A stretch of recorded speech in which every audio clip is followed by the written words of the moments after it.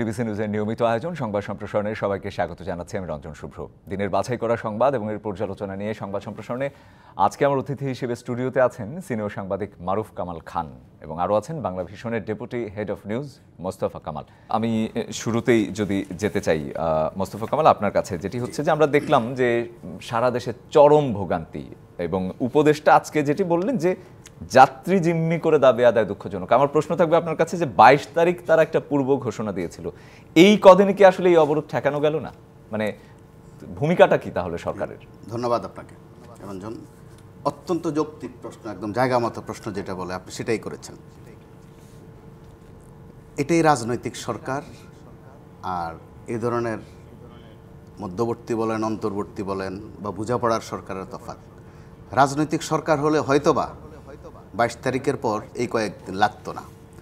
আজকে এসে একজন উপদেষ্টার উপলব্ধি হয়েছে যে যাত্রী জিম্মি করে দাবি আদায়ের চেষ্টা সুন্দর নয়। তো এই কথাটা একজন উপদেষ্টা বলা লাগে না, এটা যেই কেউই বোঝে, যেই কেউই জানে। এরপর ওনাদের উপলব্ধি হয়েছে, তো এটা দূষণীয় নয়, পরিস্থিতির বোধহয় একটা অনিবার্যতা। ট্রেনের কর্মচারীরা নেমেছে, দিনের শেষ ভাগে মিটার রিডাররা নেমেছে, আরও বিভিন্ন সেক্টরে এইভাবে নেমে পড়ার একটা প্রবণতা আমরা কিন্তু থেমে থেমেই লক্ষ্য করছি। তো একটা সময় আমরা একটা শব্দের সাথে খুব পরিচিত ছিলাম, আয়নাঘর।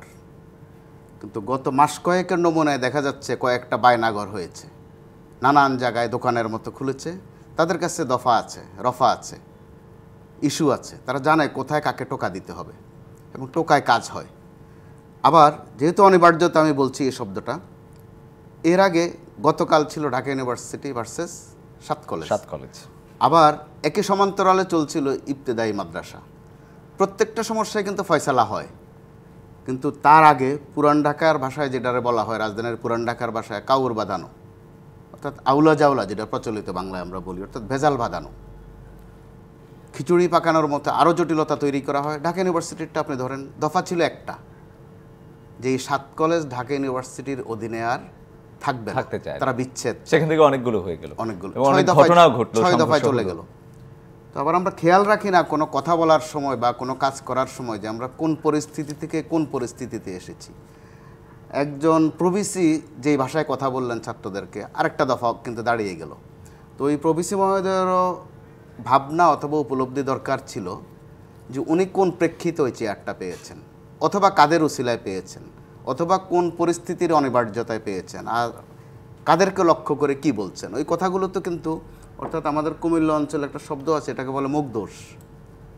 মুখদোষে ভেজাল বেশি হয়, কাজের চেয়েও বেশি হয়। বিভিন্ন সেক্টরে দেখা গেল অতিকথন, বাড়তি কথনে সাম্প্রতিক এই ভেজালগুলো লাগছে। মাদ্রাসাদের সাথে যেটা হলো, একটি সমস্যাও কিন্তু মাদ্রাসা সহ একটি সমস্যাও কিন্তু গত ৬ মাসে তৈরি হওয়া না, এগুলো বছরের পর বছর চলছিল সমস্যা। তো বছরের পর বছর চলছিল বলে তারা এখন কিছু করতে পারবে না বা বলতে পারবে না, ঠিক তাও নয়। বলার একটা অধিকার অবশ্যই আছে, আগেও বলেছে, হয়তো বা ফল পায়নি, বরং এগুলো নিয়ে অতি রাজনীতি হয়েছে। আপনি ঢাকা বিশ্ববিদ্যালয়েরটা দেখেন, একসময় ছাত্রদেরকে নামিয়ে দেওয়া হয়েছিল যে তারা ঢাকা বিশ্ববিদ্যালয়ের সাথে একটা সঙ্গী হতে চায়, অধিভুক্ত হতে চায়। ওই ছাত্রদেরকে এই ৭-৮ বছরের ব্যবধানে আবার সহযোগিতা দেয়া হলো যে তারা বিচ্ছেদ চায়। আপনি দেখেন কি বৈপরীত্য এখানে। তো এই ক্ষেত্রে আমাদের তো স্বাভাবিকভাবে প্রশ্ন আসবে, বিষয়বস্তু সামনে আসবে যে পেছনের ভেজালটা আগে কারা লাগিয়েছিলেন, এখন কারা লাগাচ্ছেন। আবার প্রশ্ন আসবে যৌক্তিক কারণেই যে ঢাকা বিশ্ববিদ্যালয়ের প্রশাসনিক দিক একটা, একাডেমিক দিক একটা, তাহলে ইউজিসির কাজটা ওখানে কি, অথবা ন্যাশনাল ইউনিভার্সিটির কাজটা কি। এই প্রশ্নগুলো ছিল আগেও, কিন্তু কখনোই ফয়সালা হয়নি, নিষ্পত্তি হয়নি। এগুলো চলছে তো চলছেই, পুরনো সমস্যাগুলো আসলে নতুন করে আবার তাজা করে সামনে আনা হচ্ছে, একটু তরতাজা করে সামনে আনা হচ্ছে। তো এর সাথে রাজনীতি অবশ্যই আছে, কিন্তু সরকারের দিক থেকে মাঝে মধ্যে বলার যে আমরা দেখলাম যে বৈঠক করলেন, বৈঠকেও কিন্তু কোনো সমাধান আসলো না, রানিং স্টাফরা চলে গেলেন, চলে গেলেন, এটাও ফয়সালা চলে আসবে। তফাৎ যেটা বলছিলাম, রাজনৈতিক সরকার থাকলে অথবা উপদেষ্টাদের মধ্যেও যদি রাজনৈতিক ব্যক্তিত্ব থাকতেন, আমাদের রাজনীতিবিদরা কিন্তু অনেক কিছু ম্যাজিক্যালি ফয়সালা করে দিতে পারেন। কারণ রাজনীতিবিদরা সারাক্ষণ পথে ঘাটে মাঠে থাকেন, তারা অর্থনীতি না বুঝলে অর্থনীতির ফয়সালা দিতে পারেন, খুব শিক্ষিত না হলেও শিক্ষা সেক্টরও ফয়সালা দিতে পারেন, সেটা অভিজ্ঞতার বিষয়। কিন্তু এই সরকারের মধ্যে আমরা যেটা খেয়াল করছি, জ্ঞানী গুণী আছেন, এমনকি শিক্ষকও আছেন বেশ কয়েকজন নাম করা, কিন্তু তাদের মধ্যেও কখনো কখনো অতিকথন দেখি, যেটাতে একটা বিপর্যয় বাধে। পরবর্তীতে হয়তো বা দুঃখ প্রকাশ করেন বা একটা ফয়সালা আসে, কিন্তু ততদিনে 5-7 দিন 10 দিন কিন্তু কিছু বিয়োগান্তক ঘটনাও ঘটে যায়, ডিস্টার্ব তৈরি হয়। ঢাকা শহরে গত কয়েকদিন রাজপথগুলোর যে অবস্থা, এক একটা মোড়ে মোড়ে এক বিশৃঙ্খল অবস্থা, কোথাও মাদ্রাসার শিক্ষকরা, কোথাও 7 কলেজের শিক্ষার্থীরা, আজ থেকে গত রাত থেকে শুরু হয়েছে ট্রেনের কর্মচারীরা। এটার কিন্তু ইফেক্ট সারা বাংলাদেশে, প্রত্যেকটার ঘটনাই কিন্তু একটা অঞ্চলের মধ্যে নয়, সারা দেশে সেটার ইফেক্ট। তো এমন কি পরিস্থিতি হলো যে আমরা এগুলো সইতে হবে? বরং এই সরকারের কাছে তো প্রত্যাশা আরও বেশি। রাজনৈতিক সরকার না হওয়াতে আরেক ধরনের প্রত্যাশা কিন্তু আছে, যে যেহেতু তাদের রাজনৈতিক এজেন্ডা নাই, কোনো দলের পক্ষপাত থাকবে না, সে অনেক বেশি শক্ত তারা দ্রুত ফয়সালা দিতে পারবেন, কিন্তু তাদের মধ্যেও ঝুলিয়ে রাখার এক ধরনের প্রবণতা আমরা খেয়াল করি। আবার খেয়াল করি কিছু ভাষ্য, কিছু মন্তব্য তাদের, যেটার মধ্যে আমরা দুঃখজনকভাবে বিগত সময়ের ওবায়দুল কাদের অথবা হাসান মাহমুদের কিন্তু একটু একটু গন্ধ পাই। এটা মোটেই কাম্য নয়, তাদের কাছ থেকে এটা মোটেই কাম্য নয়। তারা ভিন্ন ঘরানার ব্যক্তিত্ব, উচ্চ মার্গের ব্যক্তিত্ব, তারা দিবেন দ্রুত ফয়সালা, তো সেটা না করে তাদের মধ্যেও ঝুলিয়ে রাখার একটা প্রবণতা, যেটা আমাদেরকে কিন্তু হতাশ করে এবং আশঙ্কা জাগায় কখন কোন ঘটনার থেকে পরিস্থিতিটা কোন দিকে চলে যায়।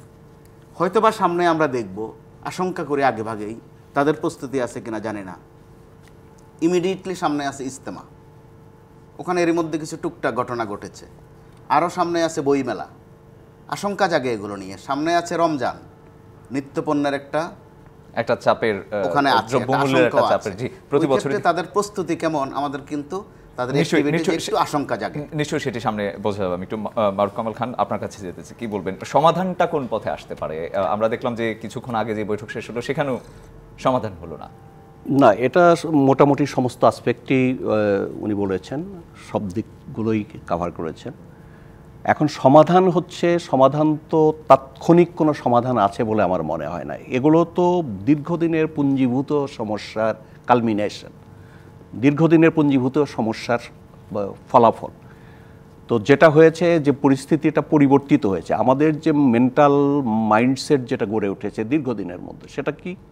সেটা হচ্ছে যে কোনো দাবি দেওয়া, সেটা ন্যায্য হোক অন্যায্য হোক, কোনোটাই কিন্তু আদায় হবে না এবং করাই যাবে না। দাবি দেওয়া করবার ক্ষেত্রে যে একটা বিভিন্ন ব্যক্তি, বিভিন্ন প্রতিষ্ঠান, বিভিন্ন গোষ্ঠী, বিভিন্ন সংগঠনের যে দাবি দেওয়ার যে পেশ করবার যে একটা ধারা প্রবণতা, সেটা কিন্তু গত 16 বছরে বন্ধ করে রাখা হয়েছিল। এটা দাবি দেওয়া পেশ করতে দেওয়া হয়নি। 16 বছরে তো আমরা তেমন কোনো আন্দোলন দেখিনি, তেমন কোনো দাবি দেওয়া আমরা দেখিনি। আজকে কিন্তু এই যে দীর্ঘদিনের যে পুঞ্জীভূত সমস্যা, মানুষ যখন দাবি করতে পারে নাই, কিন্তু এই দাবিগুলো কিন্তু জমেছিল, তারা আজকে হুট করে আকস্মিকভাবে এগুলো কিন্তু উঠে এসছে। এবং একটি সরকার, যে সরকারের পেছনে কোনো সংঘবদ্ধ রাজনৈতিক শক্তি নেই, যে সরকার যখন দায়িত্ব নিয়েছে তখন তার পুলিশ প্রশাসন, আমলাতন্ত্র থেকে আরম্ভ করে রাষ্ট্রের যে সমস্ত স্থায়ী অর্গানগুলো আছে সেগুলো ভঙ্গুর হয়ে গেছে, সেগুলো সঠিকভাবে কার্যকর ভূমিকা পালন করতে পারছে না।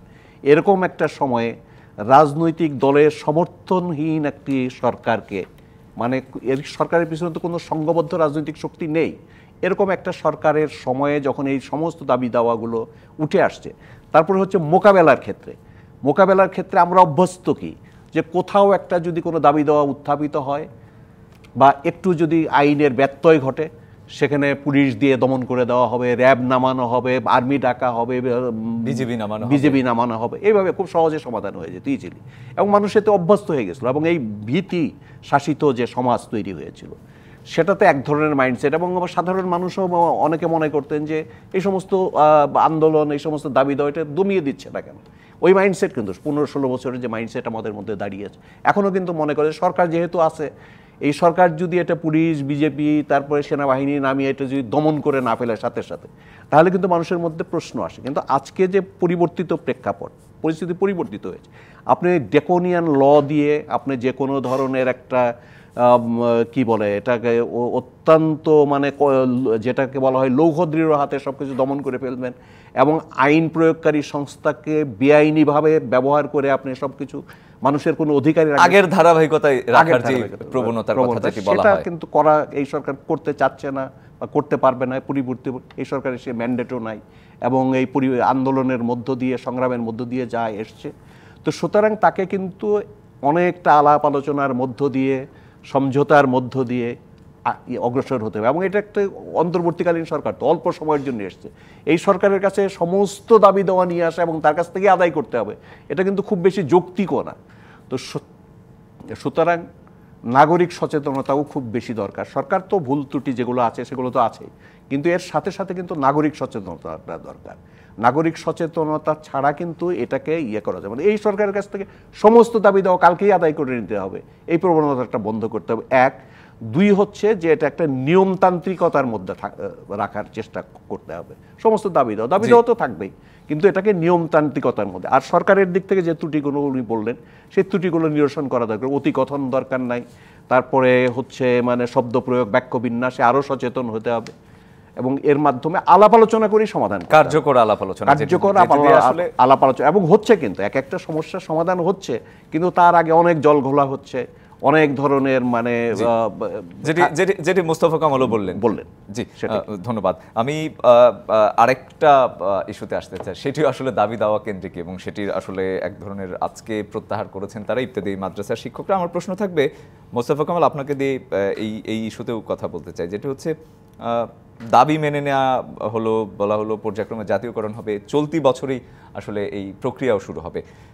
ইবতেদায়ী মাদ্রাসার শিক্ষকদের ভাগ্য বদলাবে কি? মানে মূলত আসলে তাদের জীবনযাপন থেকে শুরু করে বেতন, সেগুলো নিয়েই তো আসলে কথা হচ্ছিল মূলত কথাগুলো নিয়ে। যে এই সিদ্ধান্তের ফলে কি সামনের দিনে ভাগ্য বদলাবে, কি মনে করেন? এখানে অর্থনৈতিক ভাগ্য একটু একটু বদলাতে পারে।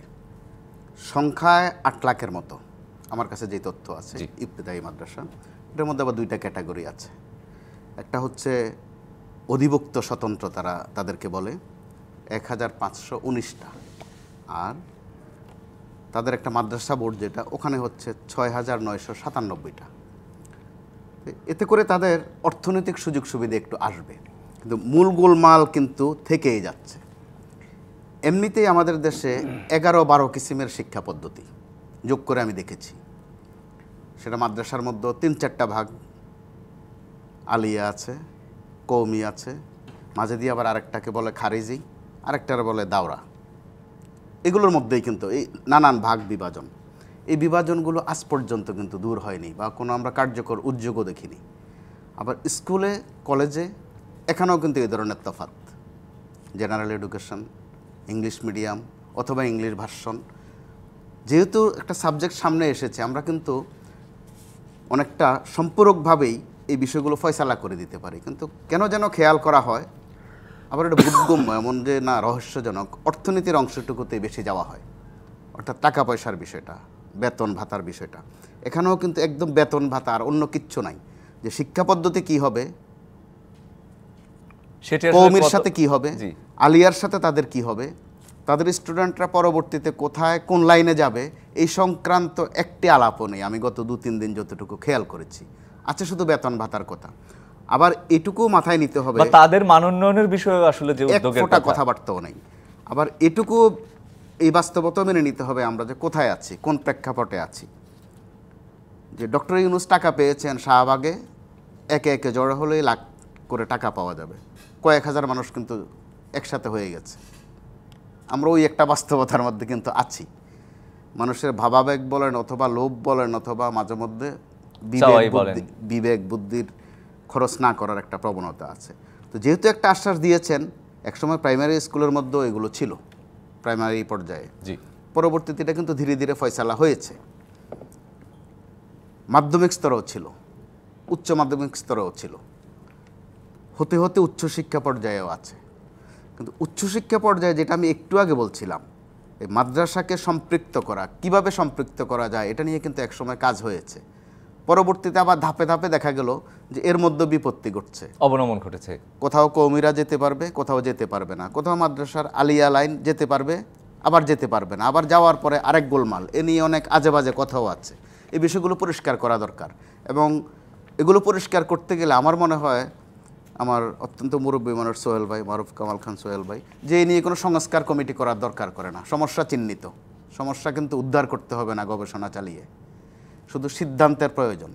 আমার মনে হয় এই সরকার আমলে এই সরকার অত্যন্ত দ্রুত সেটা করতে পারে, অত্যন্ত দ্রুত পারে, যেহেতু শিক্ষক আছেন 3-4 জন এই সরকারে, তাদের এটা মুখস্থ বিষয়টা কি। যদি তারা চান, আমার মনে হয় কোনো রাজনৈতিক দল থেকেও বাধা আসবে না বা বিপত্তি আসবে না। একদম পরিষ্কার দুজনের বক্তব্যই। আমি মারুফ কামাল খান আপনার কাছে শুনবো এই বিষয়ে, কিন্তু একটা বিরতি থেকে ফিরে এসে আরএন স্টিল নিবেদিত সংবাদ সম্প্রসারণ একটা বিরতির সময় হয়ে গেছে, ফিরছে শিগগিরই, সঙ্গে থাকুন।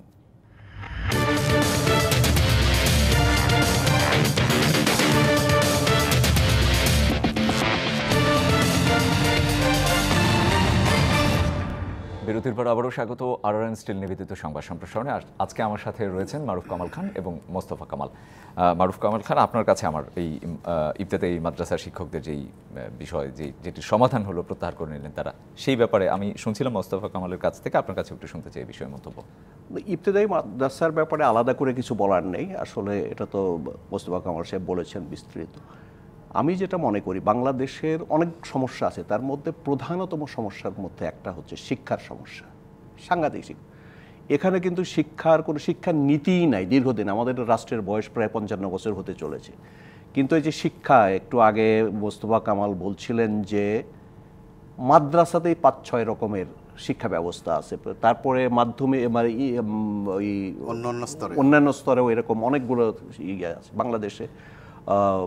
মানে শিক্ষা ব্যবস্থার কোনো ইয়ে নাই, মানে কোনো শৃঙ্খলা নাই, কোনো নিয়ম নীতি নাই, যা খুশি যার। মোস্তফা কামাল আরেকটি কথা বলেছেন, সেই কথার সাথে আমি যুক্ত করতে চাই, আমরা কিন্তু এটিও দেখি না যে শিক্ষক কিংবা শিক্ষার্থী মানোন্নয়ন নিয়ে কখনো রাস্তায় নামতে। সেটাই মূলত হচ্ছে শিক্ষা ব্যবস্থাটাই বাংলাদেশের সবচাইতে অরাজক অবস্থার মধ্যে আছে। অথচ শিক্ষাই তো আমরা বলি জাতির মেরুদণ্ড, এর ভিত্তিতে আমরা কি ধরনের, মানে একটা বছরে প্রতি বছর আমাদের কি ধরনের শিক্ষিত এই সমাজের জন্য দরকার, আমরা কিছু মানে শিক্ষিত মানুষকে বাইরে, শিক্ষিত এবং প্রশিক্ষিত মানুষকে আমরা বাইরে পাঠাই চাকরি করবার জন্য, কাজ করবার জন্য, কর্মসংস্থানের জন্য। তা আমাদের জাতীয় এবং আন্তর্জাতিক অঙ্গনে কোন ক্ষেত্রে, কোন পেশায় কি ধরনের লোক প্রয়োজন, এটার কিন্তু কোনো অ্যাসেসমেন্ট নাই। সুতরাং আমরা অনেকগুলো আইএবিএ কলেজ খুলে রাখছি, আইএবিএ কলেজ, এখানে থেকে প্রতি বছর হাজার হাজার লাখ লাখ ছেলে মেয়ে বেরোচ্ছে আইএবিএ পাশ করে। কিন্তু এই যে আইএবিএ পাশ করে যারা বেরোচ্ছে, ওদেরকে আমরা কোথায় প্রোভাইড করব? একটা বাংলায় এমএ পাশ করছে প্রতি বছর, ধরেন আমি ধরে নিলাম আর কি, যে 40,000 ছেলে মেয়ে বাংলায় এমএ পাশ করছেন। তো এই বাংলায় যারা এমএ পাশ করছেন, ওদের মানে স্কুল কলেজে অধ্যাপনা, বাংলা সাহিত্য শেখানো, ব্যাকরণ শেখানো, এছাড়া ভাষা শেখানো, এছাড়া তার কোনো কাজ। তো কতটা পদ খালি হচ্ছে, আর আমরা কতজন বেরোচ্ছি? এরকম প্রতিটা ক্ষেত্রে কোনো অ্যাসেসমেন্ট নাই এবং সেই অনুযায়ী পরিকল্পিত কোনো শিক্ষা ব্যবস্থা নাই। আজকে বাংলাদেশের মতো একটা দেশে অনেক দেশ যারা গরিব ছিল, যারা পশ্চাৎপদ ছিল, তারা কি করেছে? তারা পরিকল্পিত শিক্ষানীতি প্রণয়ন করেছে এবং তার আলোকে আমাদের এখানে তো যে পরিমাণ অপচয় হচ্ছে, প্রতিটা শিক্ষা প্রতিষ্ঠানে, প্রতিটা ছেলে বা মেয়েকে যখন আমি শিক্ষিত করার জন্য একটা শিক্ষা প্রতিষ্ঠানে পাঠাই, ওইখানে কিন্তু জনগণের ট্যাক্সের পয়সায় তাদের পিছনে বরাদ্দ করতে হয়। এই যে বরাদ্দের যে অপচয় হচ্ছে, প্রতি বছর আমরা হাজার হাজার লক্ষ লক্ষ বেকার সৃষ্টি করছি এবং শিক্ষার মান বলে কিছু নাই। তারপর তো গত 16 বছরে তো শিক্ষাকে ওটাকে কি বলে, জিপিএ 5 নাকি, সব জিপিএ 5 অটো পাস দিয়ে শেষ করে দেওয়া হয়েছে। শিক্ষার মান ধ্বংস করে দেওয়া হয়েছে। শিক্ষকদের মানও কিন্তু শিক্ষার মানের সঙ্গে ওতপ্রোতভাবে জড়িত। শিক্ষকদের যে সঠিক প্রশিক্ষণ, তাদের মান ঠিক রাখা এবং নিয়োগের ক্ষেত্রেও কিন্তু যথেষ্ট অরাজকতা হয়েছে। এগুলো সব কিছু মিলিয়ে আমাদের শিক্ষা ব্যবস্থায় একটা যুগোপযোগী সংস্কার করা দরকার। শিক্ষা, এবং এটা না করলে পরে কিন্তু বাংলাদেশ ক্রমাগত পিছাতে থাকবে। কেননা যে শিক্ষা হচ্ছে জাতির মেরুদণ্ড, শিক্ষা যদি পরিকল্পিত না হয়, শিক্ষা তাহলে এখানে অপচয় হতে থাকবে, সুশিক্ষা আসবে না, প্রয়োজনীয় শিক্ষা আসবে না। এবং এত মাদ্রাসার আমাদের দরকার আছে কিনা, এটা খুবই যদিও স্পর্শকাতর কথা, এটা বলাটা একটু ডিফিকাল্ট আমাদের সমাজে, মানে ধর্মপ্রাণ মানুষের মধ্যে এটা নিয়ে একটা রিয়াকশন হওয়ার আশঙ্কা আছে। কিন্তু এত মাদ্রাসা কি দরকার? আমি একজন ধর্মবেত্তা দরকার, সমাজে কত ধর্মবেত্তা আমার সৃষ্টি করতে হবে প্রতি বছরে, তার তো একটা লিমিট থাকবে। বা আরবি ব্যাকরণ, আরবি সাহিত্য বা শরিয়ত শেখার জন্য কত পার্সেন্ট লোক দরকার আমার? বাকিরা কি করছে? বাকিদের আমি কোথায় প্রোভাইড করব? তো সুতরাং এটা একটা বেকার সৃষ্টির কারখানা হয়ে যাচ্ছে। তারা দাবি দাওয়া করছে আমার বেতন বাড়ায়, ঠিক আছে, তারা তো কাজ করছে, তাদের বেতন ভাতা বাঁচার উপযোগী, সমাজে সম্মানজনক বাঁচবার উপযোগী বেতন ভাতা সম্মানিত তাদের প্রয়োজন, তারা তো দাবি দাওয়া করবে। কিন্তু সেটা কত পার্সেন্ট, কতটা, এটা তো পরিকল্পনা রাষ্ট্রকে করতে হবে। বেতনের ক্ষেত্রে আমরা দেখলাম যে অত্যন্ত মানে খুবই অমানবিক, খুবই অমানবিক যে বেতন তাদেরকে দেওয়া হয়। একটা মাদ্রাসায় কি করা 3,500 টাকা, 3,500 টাকা, তারা তাও কি করছে, তারা এই যে মাদ্রাসার ছাত্র, গরিব এতিম ছাত্রদের তাদের নিয়ে রাস্তায় নামছে, তাদেরকে চামড়ার পয়সা, তারপরে বিভিন্ন দান অনুদান এগুলো সংগ্রহ করছে, কিছু কিছু বিদেশ থেকেও আসছে, এইসব দিয়ে কিন্তু তারা মানবেতর জীবনযাপন করছে, শিক্ষকরাও ছাত্ররাও। এখান থেকে আমাদেরকে বের করতে হবে এবং পরিকল্পিত শিক্ষা ব্যবস্থা প্রবর্তন করতে হবে। শুধু ইবতেদায়ী বলেন বা যেটাই বলেন, এই বিচ্ছিন্নভাবে আসবে, দাবি দেওয়া আসবে, উত্তেজনা হবে, সেগুলো মেনে নেওয়া হবে, কিছু দাবি মেনে নেওয়া হবে, কিছু দাবির জায়গায় কিন্তু পুরো সমস্যাটা সুরাহা হবে না একদম। সুতরাং এটা পরিকল্পিত শিক্ষা ব্যবস্থা সময়ের দাবি, এটা একদম সময়ের দাবি না, এটা অনেক আগের সময়ের দাবি ছিল। এটা সেই সময়ের দাবির দিকে পলিটিক্যাল গভর্নমেন্ট বলেন, নন পলিটিক্যাল গভর্নমেন্ট বলেন, সামরিক সরকার বলেন, বেসামরিক সরকার, কেউই নজর দেয়নি, কিছু হয় না। বারবার একটা করে সরকার আসে, বলে আমরা নতুন শিক্ষানীতি করছি। কি নতুন শিক্ষানীতি করছে? কোথায় আজকে শিক্ষা ব্যবস্থা কোথায়? আমি তো এখানে পাশের দেশ শ্রীলঙ্কার সঙ্গে তো আমি কম্পিট করতে পারি না আন্তর্জাতিক ইয়েতে। কি শ্রীলঙ্কাও তো আমার দেশের মতো একটা গরিব দেশ, তাদের যে স্ট্যান্ডার্ড অফ একটা দীর্ঘ গৃহযুদ্ধের মধ্য দিয়ে আসছে, আমরা কিন্তু শ্রীলঙ্কার সাথে কম্পিট করতে পারি না কোথাও। তারপরে তামিলনাড়ুর সাথে আমরা কোথাও গিয়ে কম্পিট করতে পারি না। একদম পরিষ্কার। আমি একটু তারেক রহমানের প্রসঙ্গে আসতে চাই। তিনি একটি সতর্কবাণী যাই বলে না কেন সেটি দিয়েছেন যে জনগণের বিপক্ষে কাজ করা যাবে না, এবং 5ই আগস্টের মতো সেটি তিনি রেটরিক্যালি বলেছেন যে 5ই আগস্টের মতো পরিণত হবে। মারুফ কামাল, আপনার কাছেই থাকতে চাই, মানে নেতাকর্মীরা কি সতর্ক হবে এই ধরনের সতর্কবার্তার পরে? আমরা বেশ কিছুদিন ধরেই দেখছি বিএনপি নেতা সহ, বিশেষত তারেক রহমান, তিনি বারবারই বলছেন যে তারেক রহমান পার্টির এখন সর্বোচ্চ নেতাই বলা যায়, তিনি সর্বোচ্চ নেতা হিসেবে পার্টিকে তিনি গাইডলাইন দিচ্ছেন তার কর্মীদেরকে। এটা এক ধরনের নসিহত বলতে পারেন তাদের প্রতি, এবং খালি নসিহত না, কার্যকর কিছু ভূমিকাও নেওয়া হচ্ছে ওদের বিরুদ্ধে যারা তার এই নির্দেশনা মানছে না, তাদের কিছু ব্যবস্থা নেওয়া হচ্ছে, আমরা দেখেছি, বহিষ্কার করেছে। আমি যেটা পার্সোনালি মনে করি, আমি ব্যক্তিগতভাবে মনে করি যে এই দেশে না, দুনিয়াতে কিন্তু নবী রসুল অনেক জন্মগ্রহণ করেছেন, আল্লাহ পাঠিয়েছেন, আল্লাহর প্রেরিত পুরুষরা এসছেন, তাদের নসিহত কিন্তু মানুষ শোনে নাই। তাহলে তো আর মানুষের মধ্যে এত আইয়ামে জাহেলিয়াত আসতো না, এত অনাচার হতো না, এত অবিচার। প্রত্যেক যুগে যুগে নবী এসছেন, রসুল এসছেন, পথ প্রদর্শক এসছেন, তারা মানুষকে পথ প্রদর্শন। সুতরাং নসিহত এবং কিছু শাস্তিমূলক ব্যবস্থা এটা দিয়ে হবে না। আসলে আমাদের রাজনীতি যে দুর্বৃত্তায়ন হয়েছে, এই দুর্বৃত্তায়ন থেকে কিন্তু কোনো রাজনৈতিক দলই পুরোপুরি মুক্ত না। কারণ 16, 17, 20 বছর ধরে বা আরও আগে থেকে রাজনীতিতে ক্রমে ক্রমে ধাপে ধাপে অল্প অল্প অল্প অল্প করে দুর্বৃত্তায়ন, এবং রাজনীতির যে মানে প্র্যাকটিস আমরা দেখি সেটা আসলে মূলত ক্ষমতায় যাওয়ার রাজনীতি, দখলদারির রাজনীতি যাই বলে না কেন। এই যে প্রচলিত যে রাজনীতি, আমরা যে রাজনীতি বলতে আমরা যা বুঝি, যে সিস্টেম, যে পদ্ধতি, যে প্রক্রিয়া, এই রাজনৈতিক প্রক্রিয়াটাই কিন্তু দুর্বৃত্তায়নের প্রক্রিয়া। তো ফলে হচ্ছে কি যে আপনি অনেক নসিহত করতে পারবেন, ভালো কথা বলতে পারবেন, তাদেরকে পরামর্শ দিতে পারেন, হুঁশিয়ারি করতে পারেন, এবং তাদের বিরুদ্ধে শাস্তিমূলক ব্যবস্থা কিন্তু তখন লুকিয়ে করবে, আরেকজন করবে, আরেক জায়গায় করবে। তো সুতরাং আমি মনে করি যে এটা মনোজগতে কিন্তু একটা পরিবর্তন আনা দরকার, এবং রাজনৈতিক যে বন্দোবস্ত, এই রাজনৈতিক বন্দোবস্তটা কিন্তু পরিবর্তন করা দরকার, এবং সর্বোপরি রাজনৈতিক দলগুলো সংস্কার করা দরকার। কারণ আমরা কিন্তু রাষ্ট্রের সংস্কারের কথা বলছি, রাষ্ট্রের বিভিন্ন কাঠামো, বিভিন্ন আইন, বিভিন্ন স্ট্রাকচার, এগুলো সংস্কারের কথা বলছি, কিন্তু সবচেয়ে বড় কথা হচ্ছে যে এই যে আমরা সংস্কার করব, এই যে সংস্কারকৃত প্রতিষ্ঠানগুলো, সংস্কারকৃত ব্যবস্থা, সংস্কারকৃত রাষ্ট্র, এটা কে চালাবে? এটা পরিচালনা করবে রাজনৈতিক দলগুলো, রাজনীতিবিদরা পরিচালনা করবে। সুতরাং রাজনৈতিক দলগুলো যদি যুগোপযোগী না হয়, সংস্কার না হয়, তাদের মাইন্ডসেট যদি আগের মতো থেকে যায়, তাহলে ভর্ৎসনা করা যাবে, শাস্তিমূলক ব্যবস্থা নেওয়া যাবে, কিন্তু এটা একটা অনিঃশেষ প্রক্রিয়া হয়ে যাবে। কেন থামবে না? এই ঘটনা থামবে না। কম্বল বাঁচতে বাঁচতে সমস্ত লোম উজাড় হয়ে যাবে, কম্বল উজাড় হয়ে যাবে, কিন্তু এর কিন্তু পরিসমাপ্তি ঘটবে না। সুতরাং তারেক রহমান সাহেব যেটা বলছেন এটা প্রশংসনীয়, কেননা আর কোনো রাজনৈতিক দল তো এইভাবে করে নাই এর আগে। তিনি করছেন, এই পরিবর্তিত পরিস্থিতিতে তিনি সতর্ক করছেন বা শাস্তিমূলক ব্যবস্থা নিচ্ছেন, শক্ত পদক্ষেপ নিচ্ছেন। সেটা যেমন ভালো দিক, কিন্তু সঙ্গে সঙ্গে রাজনৈতিক দলগুলোর রাজনৈতিক ব্যবস্থার সংস্কার খুবই দরকার আমাদের। জি, মারুফ কামালের কথা সূত্র ধরেই আমি আপনার কাছে যাব যে আসলে যেটি আসলে বারবারই বলা হচ্ছে যে রাজনৈতিক দলগুলোর মধ্যে আসলে অভ্যন্তরীণভাবে দলীয় সংস্কার কিনা, সংস্কার প্রয়োজন কিনা, মানে সংস্কৃতি থেকে শুরু করে তার কাঠামো, তার চিন্তা এবং আদর্শের কথা যেটি বললেন মারুফ কামাল, এই প্রশ্নে আমি আপনার কাছে আসবো, কিন্তু তার আগে একটা বিরতি থেকে ফিরে এসে আর স্টিল নিবেদিত সংবাদ সম্প্রসারণে আরেকটা বিরতির সময় হয়ে গেছে, ফিরছি শিগগিরই, সঙ্গে থাকুন।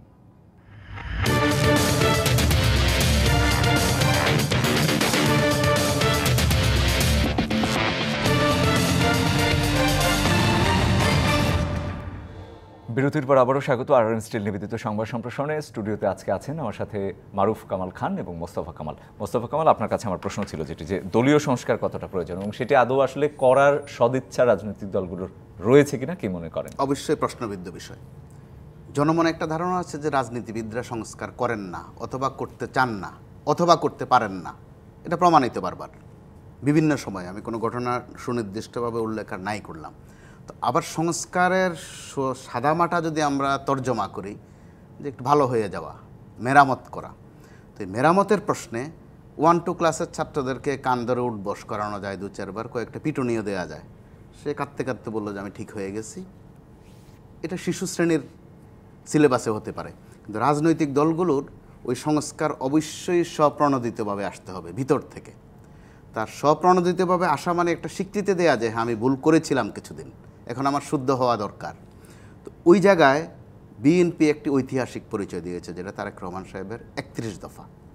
ওই 31 দফার মধ্যে এই পর্যন্ত যে কয়েকটা সংস্কার কমিশনের রিপোর্ট, প্রাথমিক রিপোর্ট আমরা পেয়েছি, কিছু কিছু ওখানেও আছে। সংসদের কিছু বিধিবিধানের কথা আছে, দ্বিকক্ষ বিশিষ্ট পার্লামেন্টের কথা আছে, রাষ্ট্রপতি এবং প্রধানমন্ত্রীর মধ্যে ভারসাম্য আনার কথা আছে, ক্ষমতার ভারসাম্য, অর্থাৎ আদতে বা প্র্যাকটিক্যালি কতটুকু হবে অন্তত বলে তো অভ্যাস হয়েছে, স্বীকার করে তো অভ্যাস হয়েছে যে এই সংস্কারগুলো দরকার। আমি একটু ইন্টারাপ্ট করি, সেটা হচ্ছে যে আপনি যেটা বলছেন সেটা হচ্ছে রাষ্ট্রীয় সংস্কার, জি, রাষ্ট্রের কাঠামোটা, এটার ব্যাপারে রাজনীতিবিদদের কোনো আপত্তি নাই, তারা রাষ্ট্রের কাঠামোর সংস্কার, এটা তো কিন্তু তাদের দলের অভ্যন্তরে দল এবং রাজনীতির যে সংস্কারটা সেটা তো আলাদা বিষয়। তো সে ব্যাপারে মানে এখন পর্যন্ত কারো কোনো রাজনৈতিক দলেরই তেমন কোনো কমিটমেন্ট নাই যেটা করা দরকার। এবং রাষ্ট্রের সংস্কার, রাষ্ট্রে আপনার সংস্কার তো বিভিন্ন সময় হয়েছে, বিভিন্ন পদ্ধতি এসছে, কিন্তু পরবর্তীকালে কিন্তু রাষ্ট্রের ওই সংস্কারগুলো কিন্তু টেকে নাই, ফলো আপ হয়নি। আমরা তো এই যে নির্বাচন ব্যবস্থায় কেয়ারটেকার সরকার, যেটা তত্ত্বাবধায়ক সরকার, এটাও কিন্তু একটা সংস্কার, নির্বাচন ব্যবস্থার একটা সংস্কার করে ঐক্যমতের ভিত্তিতে কিন্তু এই ব্যবস্থাটা আমরা প্রবর্তন করেছিলাম, সংসদের সংবিধানের ভিতরে অন্তর্ভুক্ত করা হয়েছিল, কিন্তু এটা কি টিকেছে? টেকে নাই। কারণ এটা পরিচালনার দায়িত্ব কার থাকে? রাজনৈতিক সরকার, তাদের বিশেষ করে যারা ক্ষমতায় থাকে। ওই ক্ষেত্রে আমি যেটা যোগ করতে চাই, তো এই সংস্কারের যে একটা বাতাস অন্তত লেগেছে, স্বীকার করা, তো স্বীকার করার পর প্র্যাকটিক্যালি কতটুকু ওটার জন্য হয়তো আমাদের অপেক্ষা করতে হবে। কিন্তু এই সংস্কারের পথেই আমরা এরই মধ্যে দেখলাম যেটা অবাক করা কাণ্ড, নির্বাচন কমিশন থেকে কিন্তু একটা রিয়েকশন এসেছে। এই পর্যন্ত সম্ভবত একটা মোটা দাগের রিয়েকশন আমরা দেখেছি। প্রধান নির্বাচন কমিশনার তিনি কিন্তু স্বভাবগতভাবে শান্ত, শিষ্ট, কোমল কুসুম ধরনের মানুষ, কিন্তু তিনি এরই মধ্যে একটু ক্ষিপ্ত হয়ে বা তুলনামূলক ক্ষিপ্ত হয়ে গত কয়েকদিনের তুলনায় একটা প্রতিক্রিয়া দিয়েছেন যে এই সংস্কার যদি করা হয় তাহলে নির্বাচন কমিশনের আর কোনো ক্ষমতা থাকবে না, ক্ষমতা হয়ে যাবে। তাহলে আমরা নমুনাটা কি দেখছি দেখেন, সংশোধনের প্রশ্ন যখন আসে তখন কথাগুলো এরকমই হয়। আর তার চেয়ে এবারের সংস্কারে হয়তো একটা মাত্রা যোগ করতে পারতো, যেটা এখন পর্যন্ত আমরা দেখছি না। অর্থাৎ যারা পতিত হয়েছেন বা বিতাড়িত হয়েছেন তাদের দিক থেকে আজ পর্যন্ত সংস্কারের কোনো সদিচ্ছা দূরে থাকুক, দলীয় সংস্কারের কথা আমরা যেটি বলছি, দলীয় সংস্কারের কথাই বলছি আমি, যে ভুল স্বীকার করা দূরে থাকুক, যে অন্তত দুঃখ প্রকাশ করাও না হোক, বা অন্তত একটু সায় দেয়া যে হ্যাঁ আমরাও একটু সংস্কারের দিকে যেতে চাই, তাহলে প্রেক্ষাপটটা ভিন্ন হতে পারতো। কিন্তু অন্তত একটা আওয়াজ আসতো বাজারে, না ভুলই তো স্বীকার করছে না, বরং তাদের কাছ থেকে যা করেছি উল্টাটা বলছে যে যা করেছি আরো করব, চট করে চলে যাওয়ার, আমরা সংস্কারের আমরা কি ষড়যন্ত্রের শিকার। তারা পদত্যাগও এখন পর্যন্ত স্বীকার করে না, যেখানে যোগ করা হয়েছে সর্বশেষ চট করে চলে আসা, অর্থাৎ যা করেছি ঠিক করেছি আরো করব, প্রবণতা কিন্তু ওইটাই। সর্বশেষ আপনি দেখেন একটি রাজনৈতিক দলের এটা কত বড় অধপতন, সংস্কার কত জরুরি ওখানে। সর্বশেষ তারা এখন গুজব নির্ভর হয়ে পড়েছে। একটি এত বড় দলের জন্য এটা কিন্তু বড় খারাপ খবর যে ট্রাম্পের সাথে কথাবার্তা হয়ে গেছে, এবার সত্যি সত্যি চট করে চলে আসবেন। আবেগী কর্মীরা কিন্তু এগুলো শুনে রাস্তায় নামে। এর মধ্যে 2-3 দফায় আমরা কিন্তু দেখেছি। একদিন 0 পয়েন্টে নামিয়ে দেওয়া হলো যে হাজারে হাজারে লাখে লাখে আসছে, তোমরাও আসো, প্র্যাকটিক্যালি 2 জনও আসেন নাই। আরেকদিন নামিয়ে দেওয়া হলো 32 নম্বরের সামনে 15 আগস্টে, 15 আগস্ট। যে তোমরা সবাই আসো, আমরাও আসছি। আমরা মানে কারা? আসলে কেউ নাই, তারা তো দেশেই নাই। তো এসবের মধ্য দিয়ে আমরা যে জিনিসটা আমাদের কাছ থেকে একদম হারিয়ে যাচ্ছে, খুব বেদনার সাথে বলতে হয়, যে হত্যা, গণহত্যা অথবা খুন যেগুলোই বলি, এগুলো কিন্তু আলোচনা থেকেই সরে যাচ্ছে। বরং ওই দিক থেকে কথা আসছে বা বলার চেষ্টা করা হচ্ছে যে আসলে এই ধরনের কিছু হয়নি, আমরা ষড়যন্ত্রের শিকার, বাধ্য হয়ে করা হয়েছে। না তাও বলে না, বলে যে অথবা নাটকীয়ভাবে করা হয়েছে। আবার মাঝে মধ্যে বলা হয় যারা বিজয়ী হয়েছে যে তারাই এই হত্যাকাণ্ডগুলো করেছে। অর্থাৎ আমরা নমুনা কিন্তু খুবই খারাপ দেখছি। তো আবার একমাত্র বিএনপির মধ্যে সংস্কার প্রস্তাব নিয়ে যে কথাগুলো হচ্ছে, দলীয় সংস্কার, তারেক রহমান সাহেব প্রতিনিয়ত বলছেন। এখন প্রশ্ন আসে, বলছেন কেন? বলতে হচ্ছে। অর্থাৎ তিনি এরই মধ্যে বলেছেন দলকে সতর্ক করে দিয়ে নেতাকর্মীদেরকে যে আগামী নির্বাচন এত সহজ হবে না, যেটা তাদের অনেকের ধারণার মধ্যেও নাই। এটা হয় ভয় দেখিয়েছেন অথবা বাস্তবতা বোঝানোর চেষ্টা করেছেন। কিন্তু প্রতিনিয়তই কিন্তু শাস্তি দিতে হচ্ছে। প্রায় প্রত্যেক দিন, সব খবর গণমাধ্যমে আসে না, শাস্তিমূলক ব্যবস্থা নেওয়া হচ্ছে কারো না কারো বিরুদ্ধে। আমরা তাই একদম শেষ দিকে চলে এসেছি। দুজনকে অসংখ্য ধন্যবাদ। অবশ্যই ধ্বংস করা যাবে না, কিন্তু খুব একটা শুভ সংবাদও কিন্তু আমরা টের পাচ্ছি না। একদম শেষ দিকে চলে এসেছি। অসংখ্য ধন্যবাদ। এই ছিল RRM স্টিল নিবেদিত সংবাদ সম্প্রসারণে। ডিবিসির সঙ্গেই থাকুন।